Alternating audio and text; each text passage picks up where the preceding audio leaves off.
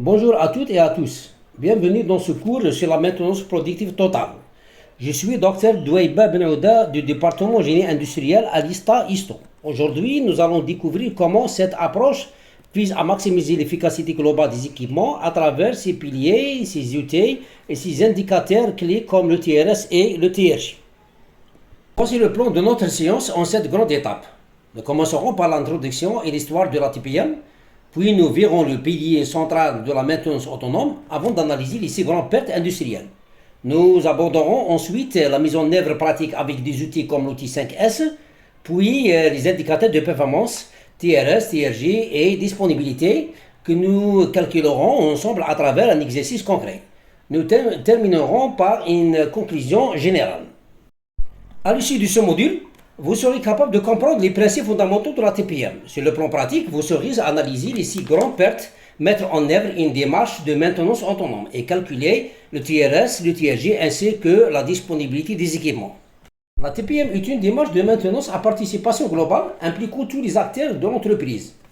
Le mot total signifie considérer tous les aspects impliqués chacun. Maintenance implique de consacrer le temps nécessaire au nettoyage, au graissage et aux réparations. Productif signifie assurer cette maintenance sans pénaliser la production. Historiquement, on est passé d'une maintenance curative avant 1950 à préventive puis productif jusqu'au déploiement du TPM comme standard industriel mondial aujourd'hui.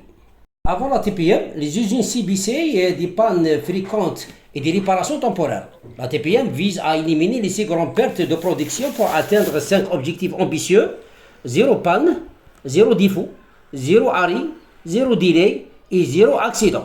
C'est cette ambition qui structure toute la démarche que nous allons détailler.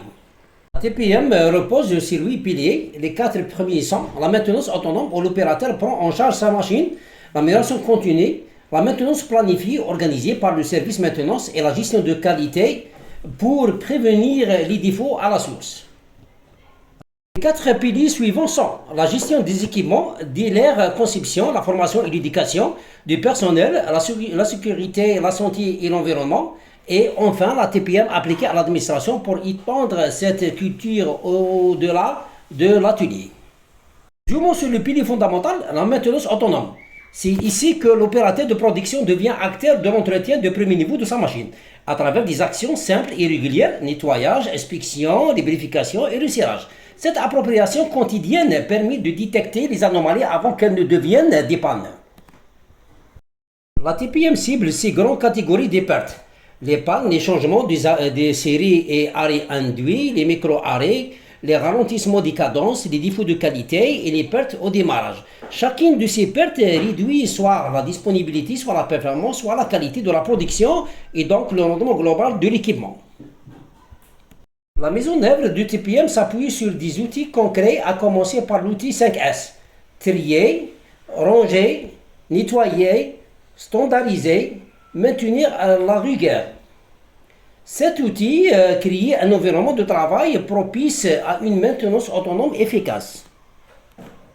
Pour piloter la TPM, on décompose le temps total d'un poste de travail en plusieurs niveaux: temps d'ouverture, temps recul, temps de fonctionnement brut, puis temps utile. Cette cascade de temps est la base de calcul de nos indicateurs de performance, notamment le TRS et le TRJ. Voici les premiers formules clés. Le temps de fonctionnement brut aux disponibilités opérationnelles compare le temps de fonctionnement brut au temps recul. Le temps de performance évalue la cadence réelle par rapport à la cadence théorique. Le temps net de fonctionnement et le rendement vitesse affinent encore cette analyse de temps productif. Le taux de qualité rapporte les pièces conformes à la production totale. Si l'on rapporte le temps utile au temps d'ouverture totale, on obtient le taux de rendement global, le TRJ, un indicateur plus englobant encore. En multipliant disponibilité, performance et qualité, on obtient le taux de rendement synthétique, le TRS. À la pratique avec un atelier mécanique, le poste dure 8 heures, soit 480 minutes d'ouverture avec 30 minutes d'arrêt planifié. On relève 30 minutes de panne et 20 minutes de réglage. La cadence nominale est de 1,5 pièces par minute pour une production brute de 400 pièces, dont 40 sont non conformes. Il s'agit de calculer le TRS, le TFB, la disponibilité, la performance, la qualité et le TRJ. Alors, le temps requis est de 450 minutes et le temps de fonctionnement brut est de 400 minutes. La disponibilité atteint 88,89%. La performance calculée à partir du temps du cycle théorique s'élève à 66,67%. Le taux de qualité avec 360 bonnes pièces sur 400 est de 90. En multipliant ces trois taux, on obtient un TRJ de 53,33%. Comme conclusion de l'exercice, ce TRJ de 53,33% est faible et le principal responsable est la performance à seulement 66,67%. Cela révèle probablement des micro-arrêts cachés ou un ralentissement de cadence à investiguer en priorité. Pour conclure, la TPM est une philosophie d'amélioration continue qui implique l'ensemble d'entreprises de la direction aux opérateurs. Le succès de la TPM repose sur la participation active de chaque employé, notamment les opérateurs eux-mêmes qui deviennent responsables de l'entretien de premier niveau de leur équipement, maintenance autonome. L'objectif central est d'éliminer les six grandes pertes, par exemple les pannes, réglages, micro-arrêts, baisse de cadence, défocalité, perte au démarrage. Le but, c'est pour maximiser le TRS. La TPM privilégie une approche proactive, anticiper les défaillances avant qu'elles ne surviennent plutôt que de réagir après une panne. Alors, bien appliquer la TPM améliore la productivité, la qualité des produits, la sécurité au travail et réduit les coûts de production, faisant d'elle un pilier essentiel du lean manufacturing.